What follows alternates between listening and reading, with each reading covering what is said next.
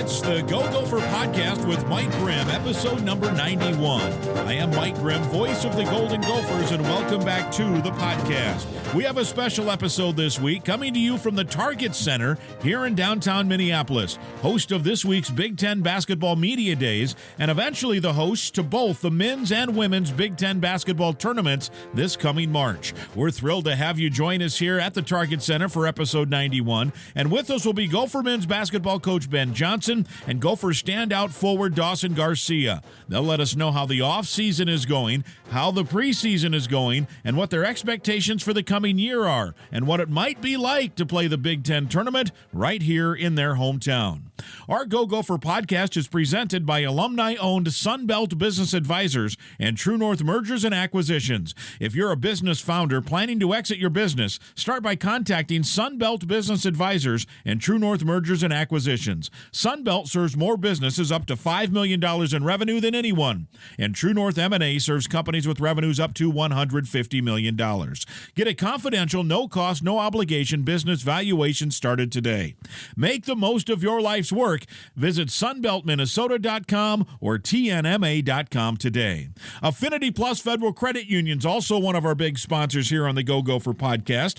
Life math is complicated, and Affinity Plus Federal Credit Union makes it easier with local financial experts available to help in person or virtually. Learn more at affinityplus.org/Go Gophers. They sponsor our player profile segment each week, supporting Gopher student athletes. We're also sponsored by Cub. Cub is a proud sponsor of the Go Gopher podcast, and if you're in a hurry, don't worry. Cub delivers. Get fresh meat, produce, everyday essentials, and more delivered to your door. Cub is the official grocer of the Golden Gophers and proud to support Gopher athletics for over 20 years. The Go Gopher podcast is also sponsored by Head Flyer Brewing, located in Northeast Minneapolis, right next door to campus. A great vibe, great beer, and much more. And we had a blast last week. I want to thank everyone who came out and listened and watched our podcast live at Head Flyer. We had a nice crowd. We enjoyed the 2 new Gopher-themed craft beers, and we thank Head Flyer for hosting us for our podcast. We hope to do it again sometime down the road. Go to headflyerbrewing.com for other cool events they have on site, including a live music event a week from Saturday. Our podcast is also sponsored by State Farm agent Tony Hoagland at ChamplinInsurance.com. We're podcasting episode 91 from the Aquarius Home Services studio here currently at the Target Center. We invite you to subscribe to the Go Gopher podcast. It's free to do so. You can always go back and listen to the Go Gopher podcast from previous weeks. Last week, for example, we had Gopher defensive ends Jalen Logan Redding and Jaw Joyner with us at our Head Flyer Brewing live show. Go back and listen to those two guys. It was well worth it, and you can listen to any episode for free. This episode, we're talking Golden Gopher men's basketball with Ben Johnson and Dawson Garcia. The head coach will join us first. He's next. I'm Clay Geary, walk-on turned scholarship wide receiver for Gopher football. And I'm Ben Utek, U of M alumni, Super Bowl champion, and Tony Dungy Uncommon Award winner. We understand championship culture, which is why we're part of the True North family of companies. True North invests in only elite teams, like the champion team at Sunbelt Business Advisors, Minnesota's largest seller of companies. To learn more about True North and our diverse family of independently owned companies, visit TrueNorthEquityPartners.com. When we say that Cub milk is the freshest in town, we mean it. Less than 48 hours from farm to store fresh. We guarantee 7 days or more of freshness. It all starts with local dairy farmers who take great care in making sure all the cows are happy and healthy. We support local farm families 365 days a year. And that makes our milk even more delicious. So you always get the freshest milk and the biggest smiles.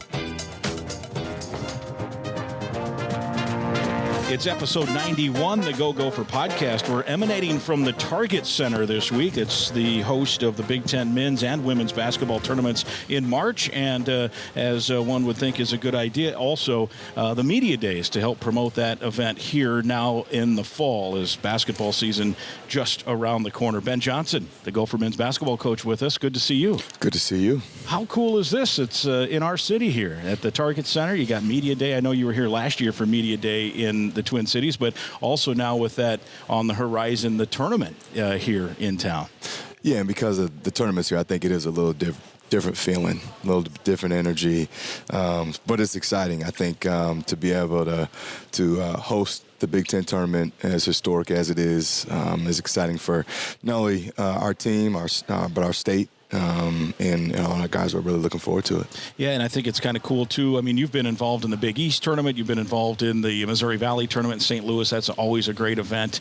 And the Big Ten tournament's always been in Indianapolis or Chicago. I guess it was in New York City one year and D.C. one year. It was a good run for the Gophers in D.C. that year. What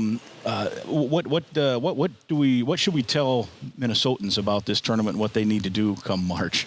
Oh, I think just, come out and support. It's a unique opportunity to be literally, 5 minutes from campus and kind of, if we can, create a home court advantage in a neutral site tournament type of situation. So from that standpoint, I think they'll come here and see some high-level basketball. And you'll see teams, normally at the end of the year, you're playing your best. So they'll be seeing some teams that are competing for postseason play and competing for a championship. And so I think it's a great opportunity to come out and support our team and our program and also catch some really good basketball. And I know you want to have a team that is in that mix of playing for postseason berths and championship-level basketball. You've had a few weeks now of official practice, obviously several months of off-season workouts. What do you see right now from your crew as you're entering year 3?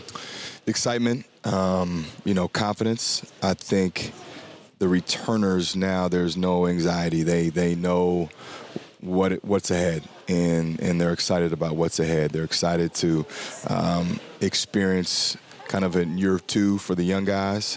For the older guys like Dawson, you're excited to come back and compete in this league and for the first time be able to do it, with the same program in back-to-back years.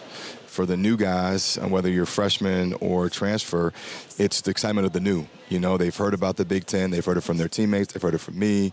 They've watched it. They've dissected film in the summer and in the fall. And I think now they're really excited to start the journey. And, being a couple weeks away with our first scrimmage and exhibition game, again, I think we're just excitement's at a high level right now. You mentioned you have some guys coming back. I think back last year to the end of the year, you guys were never able to really get the full roster on the floor. I mean, it started, of course, with Parker and Isaiah, second straight year, you never had those guys. And then Jamison never got really untracked, it seemed. Obviously was out the first handful of games, and Dawson gets hurt at Michigan. And then once he came back, though, the reason I phrase the question this way is I think it was 8 or 9 games. Dawson was like 17-9, I think, in those games. You got the win against Nebraska in Chicago in the tournament. How do you get that Dawson all year now? Obviously, aside from health, if he stays healthy. Yeah, I think he's had a phenomenal offseason. Really did a great job on his body. I think he's feeling stronger than ever. His conditioning's at the best it's ever been. And I also think just the comfort of knowing offensive scheme, defensive scheme, who your head coach is, how he's going to be, his expectations, your teammates, to be able to have a core group of those guys back. So now you have, people that you've played with and their game, they know your game. There's nothing but confidence that comes from that. And so, I think the key for him is to expand his game and be as consistent as possible. And I think he's going to play at a really high level. His practices, he's brought unbelievable energy and just a maturity to how he goes about his day-to-day. And I think that's really transferred on down to everybody else on the program. Yeah, and when you think about you transfer on down from him to the next level, you've got this group of sophomores now, 3 of them who played a lot last year, 1 who redshirted. How important is that group? I mean, that might be the key group to the whole thing of where you end up, don't you think? I think they're extremely important because they went through it last year. Right. And now you can hopefully bank on some sort of experience factor from them where they're not kind of your traditional sophomores that played a little bit here and there. I mean, they were thrown to the gauntlet. They led the league in freshman minutes. No, right? Exactly. and so now let's learn from that and let's use that and increase our depth, increase our experience. And we've talked to those guys about, having a mature game and a mature way about them. And, I do think that you can just see their overall confidence is stronger and higher than ever because they know what they're up against and they know they can do it. I know in our first little briefing the media had with you a couple weeks ago, the very first thing you said is how nice it is, and then you hit my head, knock on wood, to have a full group. As you're now, let's knock on wood, hope that stays the same. You in the your first 2 years, you basically were playing 7 guys out of necessity. How do you, if you had ideal like magic wand, how would your rotation go? Would you like to play 9, 10, 8, 7? How do you think you'd like to see it? And maybe specific to this group if they all stay healthy. I just love having that discussion. Yeah, right. In the past, you're worried about how you're going to save guys, and now you're trying to figure out how you're going to find minutes for guys, and you hope that the competition and practice creates that tough decision. And I think one thing that has been shown is that iron sharpens iron. And again, we haven't been able to have that competitive practices, good versus good for lengths of time. And now we do. And I think that's made each of our guys better. It's going to make our team better. Our depth is going to be something like we've never had. And now you hope that, those practices elevated so that guys you bring in that may not be starters that come off the bench, there's not a drop-off. And that can be a strength, and that there's strength in numbers. We've talked about that a lot. And so I'm very comfortable right now with where we're at as far as depth goes. We have 12 guys that are fighting hard for minutes, and I think that's a really good thing. Do you foresee, without giving away how you want to play too much, or do you foresee that there'll be a different look with this team too, and maybe pace possibly, or defensive strategies because of that depth? Yeah, I think, overall we'll be able to expand and be more aggressive on both sides of the ball. With depth, you want to get guys in the game, and one way to do that is to be able to push it offensively and push it defensively, get up and defend people the full length of the floor, and you're able to expand that energy. And I think that's something that, with the returners and what we've done in recruiting, which is adding size and athleticism in the offseason, we definitely have to use that on both sides of the ball to our advantage. I wanted to ask you, we could talk forever. You're on a tight schedule here because of all the demands of Media Day. The two guys we talked about before that have missed now back-to-back years. Isaiah, who, we saw at times, is he inside guy, is he an outside guy, can he do both? And then Parker, who, produced at such a high level at Division II. What can those two guys give you, do you think, this year? I think there's a hunger. When you don't play for 2 years, there's that sense of urgency. There's an excitement that is good. Those guys are excited to be at practice every day. They're excited to get up extra shots after practice, before practice, just to be in the conversation. And again, I think that transfers down to everybody. It's infectious. And then you can't deny that their age. They're older. They have experience. They're mature guys, and with that, they just have an understanding of what it's all about. They have an understanding of team. They have understanding about what they need to do individually to help this team in winning plays and what truly matters. And again, I think from seeing it from a distance for 2 years to now finally be actually a part of it, they really want to win, and their focus has been really intentional. And of course, you'd never want to wish those two things on anybody back-to-back years, but given that was a situation, what do you think they took? You mentioned the hunger.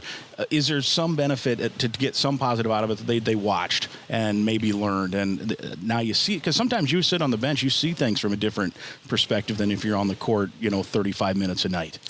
Yeah, I think there's a little bit of perspective. Isaiah probably has an advantage because he did play that 1 year, so he knows the league. I think for Parker, it's taking it all in. It's one thing to play anywhere, but unless you're playing in this league against these players, there is a little bit of a you got to go through it, type of moment. But I just think that hunger piece, again, when you've been so close for 2 years in a row and you haven't been able to contribute like I know those guys want to, there is a self-urgency, and I think that's as important as anything. Well, hey, you're off to the podium. Good luck. Appreciate it. November 2nd? Yeah. November 2nd with McAllister. Exhibition game, and then the season opener, Bethune-Cookman, on the 6th. Ready to rock and roll. All right, good to see you, man. Appreciate it. Good to see you. He is the head coach of the Golden Gophers, Ben Johnson. We want to talk for a minute quickly here before we get to our next guest about one of our new sponsors. They came on at the start of football season. We had a great week last week, a live podcast from Head Flyer Brewing in Northeast Minneapolis, and we appreciate everybody who came out to watch in person, and certainly those who have listened since. Great craft beer, big selection, big flavor.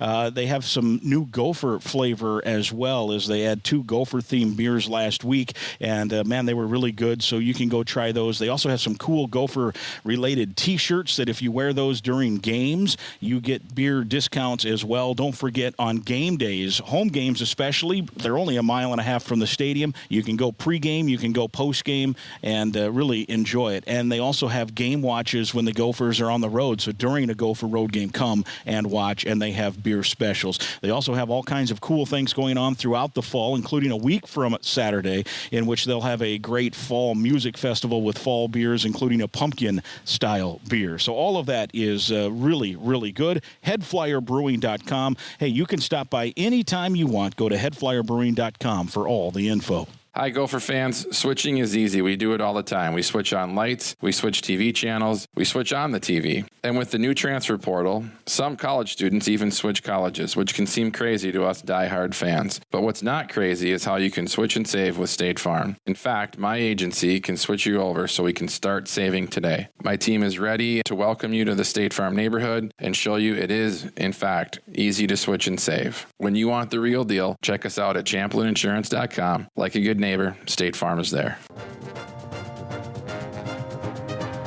We continue with episode 91, the Go Gopher Podcast. We're at the Target Center this week for Big Ten Basketball Media Day.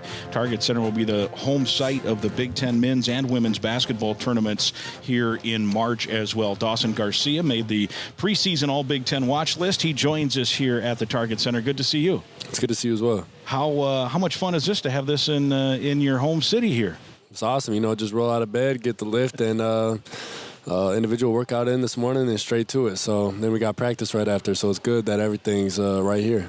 Were you involved with this last year too? I wasn't. No. This is my first time. It's your first media day. Correct. Of course, you've been involved in conference tournaments, the Big East tournament when you were at Marquette, and the Big Ten tournament here last year when it was in Chicago. So from that standpoint, how much fun are you looking forward to having to have this event here as well?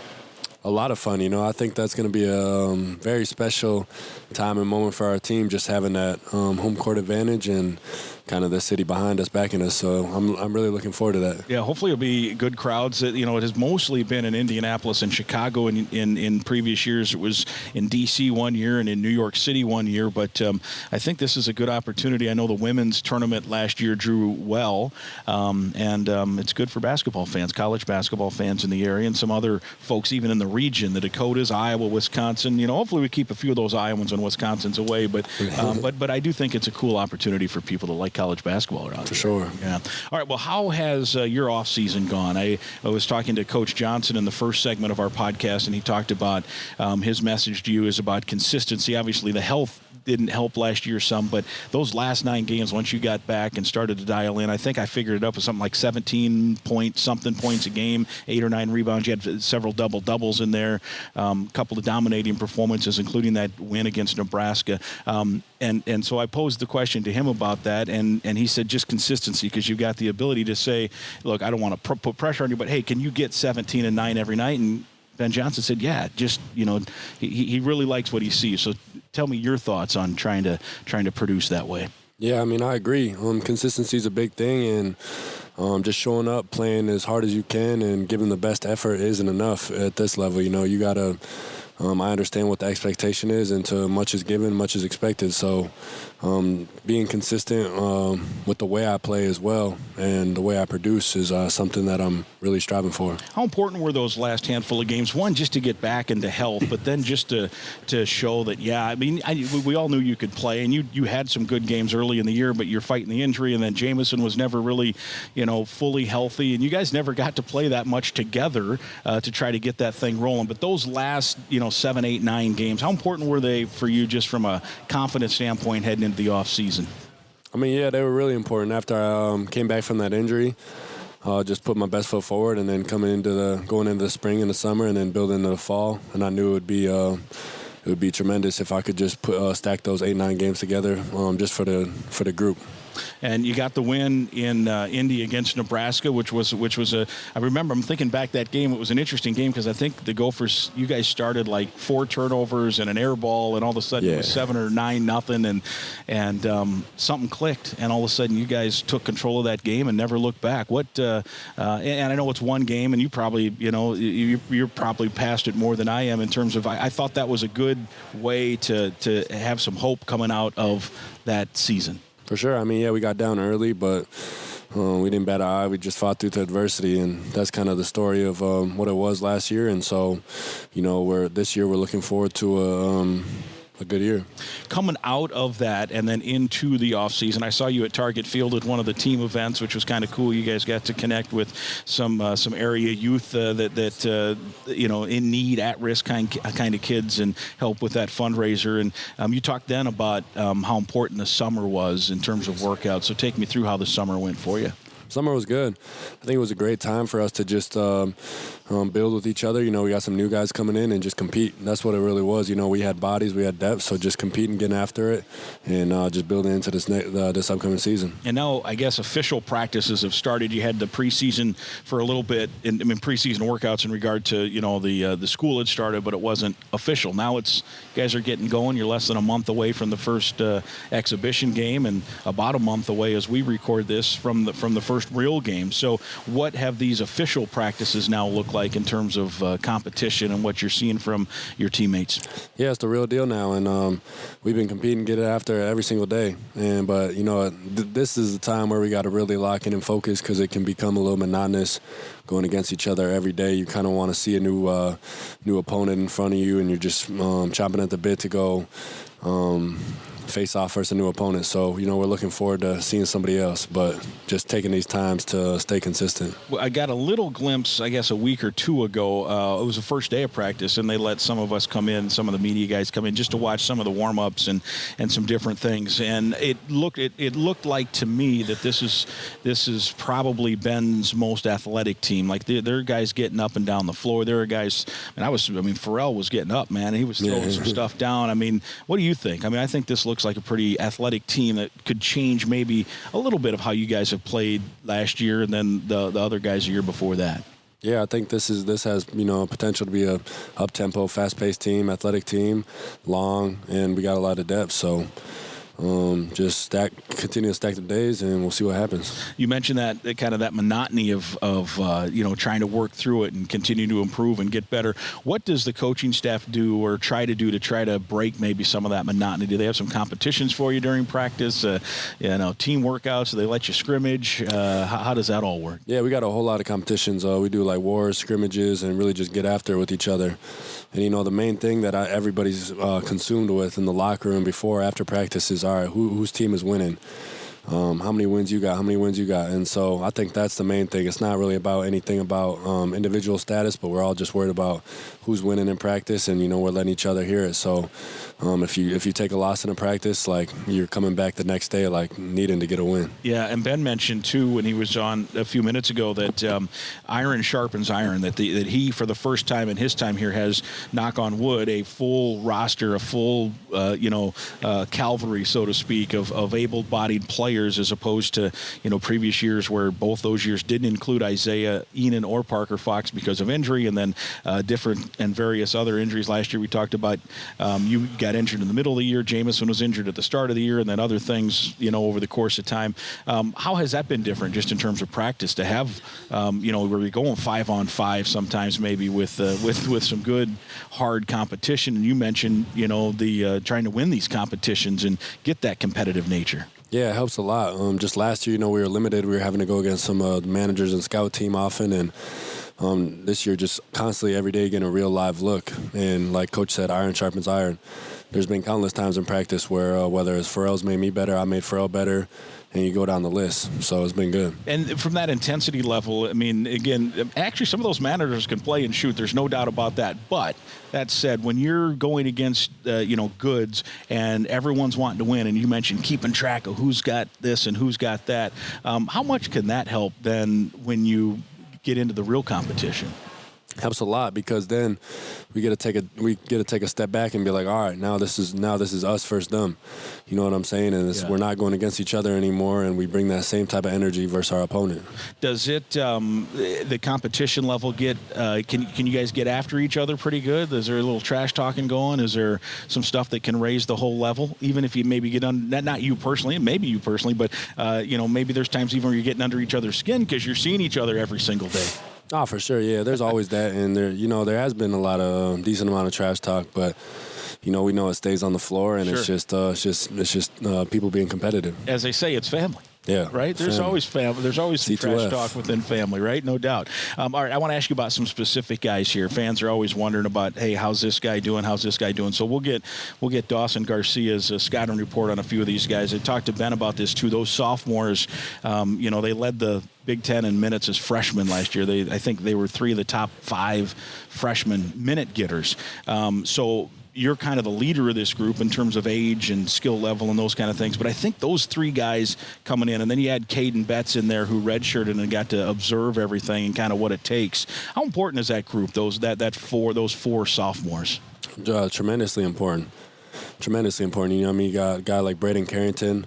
I look at him as like a leader on this team. He's got a great voice. He knows what he's doing on the floor. He knows how to play within our system, and he's vocal too. So just continuing to talk to him every day, like, yo, continue to step that up, because guys will listen to you. You know what I'm saying? Like, he knows what's going on and plays hard, offensive rebounds, can shoot the ball. So I'm really looking forward to him, and as well as Pharrell Payne. Obviously, a lot of people know what he can do, but he's taking it up another step as well. He obviously brings the physical presence, but he's just continuing to learn more about the game. Yeah, I wanted to ask about both those guys and the other 2 guys at some point too. But in terms of Braden, because he was another guy that was injured. He missed the first handful of weeks, and then he got re-injured. And I think he spent as much time walking in a boot as he did, unfortunately, on the floor. But when he got his chances, he definitely was a contributor. And I think he also, just my observation is, he brings an edge, right? He's got a little bit of like he's going to get in your face. He's going to defend well, and I think every good team needs a guy like that. Yeah, that's the park center in him. Yeah. Do you think I'm correct in that observation, that he does have that edge and that can be a key factor? For sure, yeah, he definitely got that edge. Yeah, and then with Pharrell, mentioned, I remember last year, first practice, I'm like, man, that dude's got a Big Ten body already, and then, you don't see him for a while because of the off season, and I saw him a couple weeks ago. I'm like, his body's it looks even more toned, even bigger. And then he was getting up. He was having throwing down 2-hand dunks and doing some moves. So what will fans see from him that might be different from a year ago? I really just say he's just slowed down his game a little bit.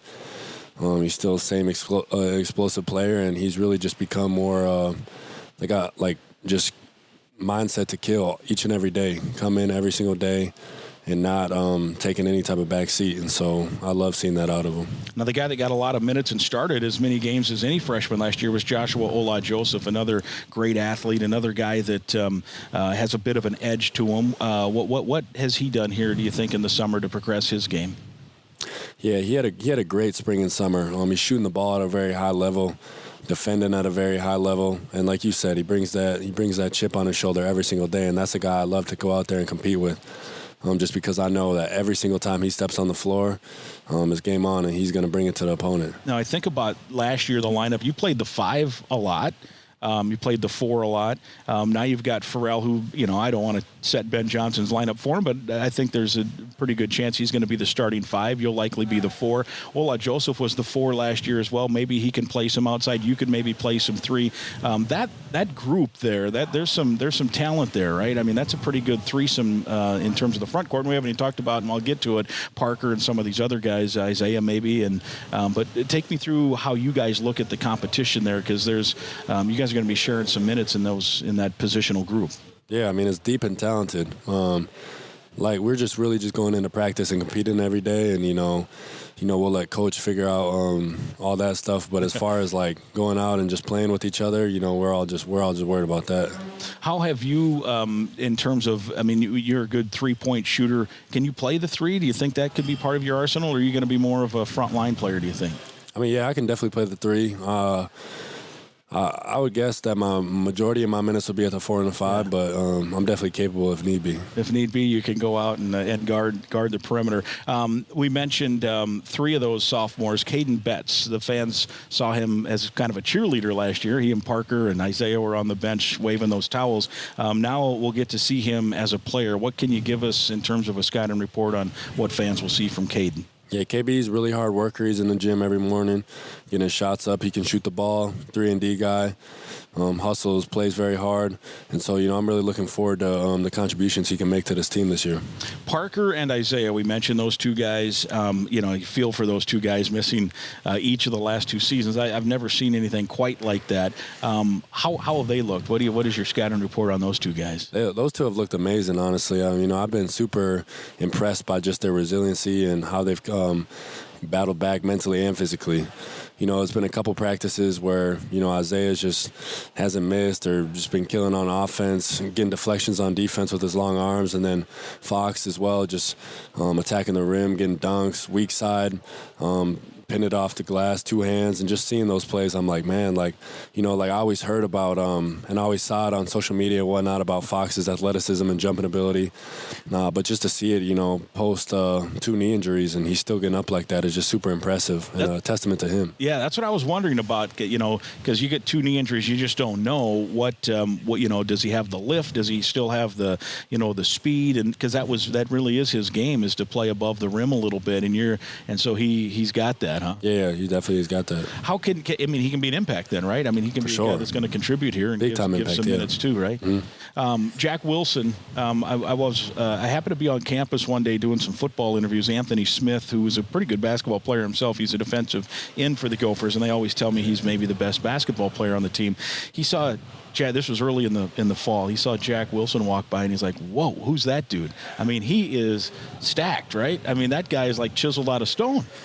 Yeah, he weighs a lot, and he's not like fat by any means. Yeah, he's chiseled, and he's good. He's a good leaper, light on his feet, and so I've been super impressed by him as well. He plays really hard. He's got toughness to him as well. Yeah, and how do you foresee his role? Who knows, right? But my envision looks like there's some bigs in the Big Ten. You think of Deja, you think of Edey, that maybe he can give you guys some minutes there, muscling those dudes up, right? Yeah, if Jack Wilson put in a forearm on you, you're going to feel it for sure. Yeah, you're not moving much if he's going to stay planted, that's for sure. So he's one of a couple of transfers. Let me ask you about the 2 perimeter guys, Elijah Hawkins and Mike Mitchell. What about those 2 guys? Yeah, I've been super impressed by both those guys so far. Elijah Hawkins pushes the pace for us tremendously. He gets out in the gaps, kicks to shooters, which creates swings, and just drives. And so he really penetrates the paint, which is really good for us, and pushes the tempo. And then Mike, knockdown shooter. He's a bucket getter, and he's really intense and energetic on defense too. So he's like just a spark. Yeah, I kind of like how I've been asking these questions every time I ask it. I say, well, the sophomores are going to be key.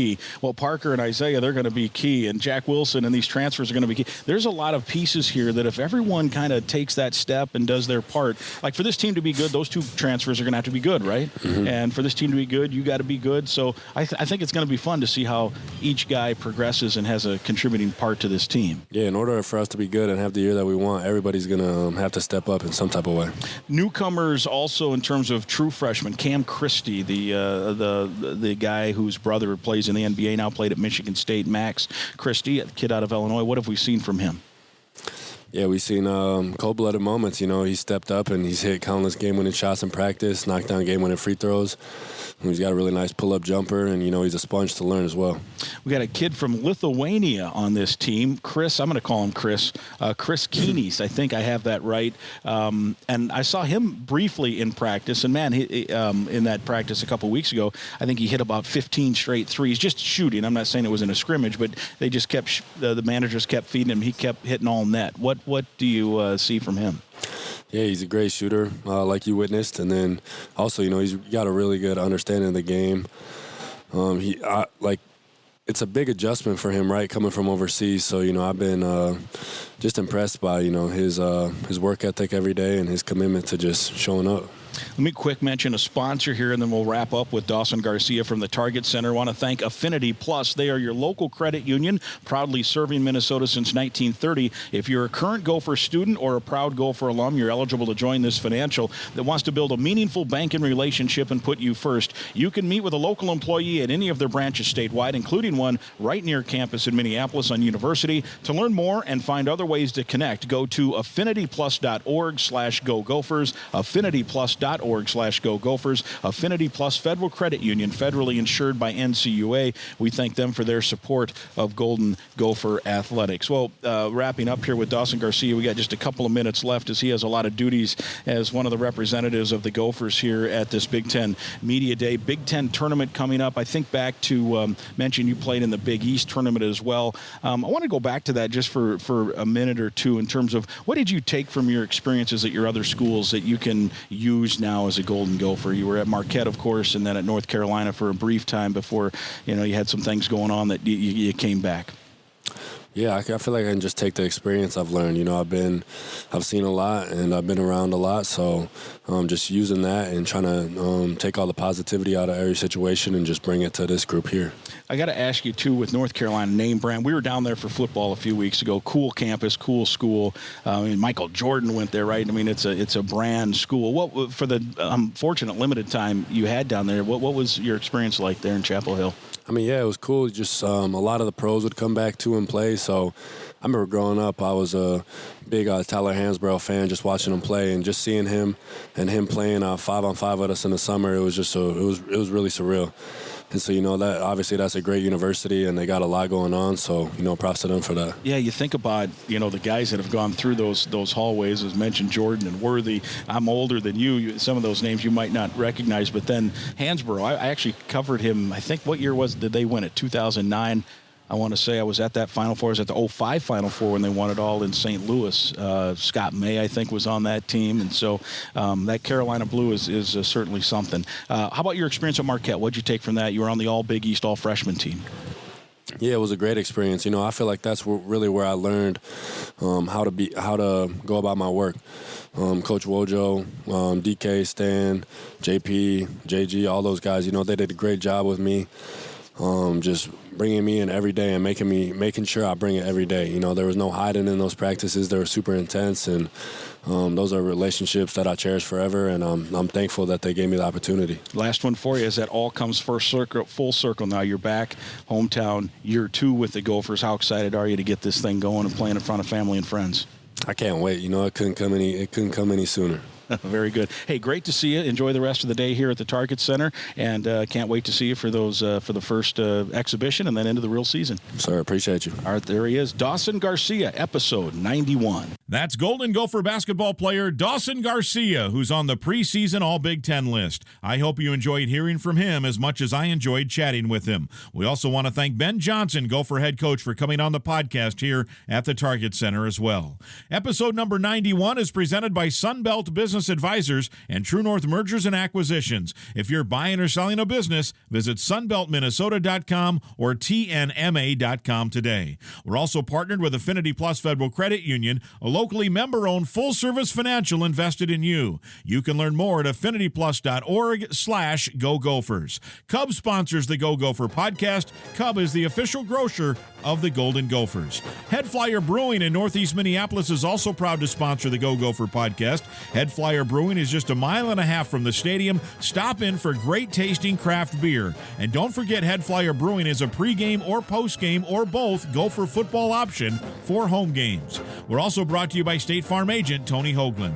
Again, I'd invite you to listen to past podcasts, and right now click the subscribe button to the Go Gopher Podcast. It's free to subscribe and free to listen at any time. And please share the link to the podcast with others so they can subscribe and listen as well.